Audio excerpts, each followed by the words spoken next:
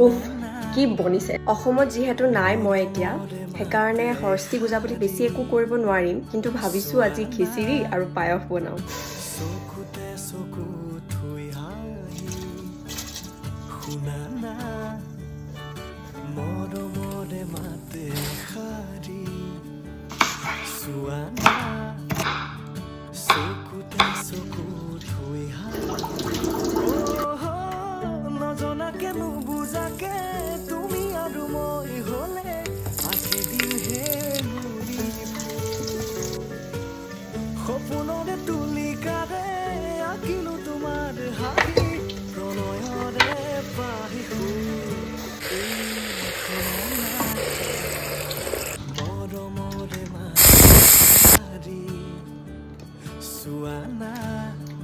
উফ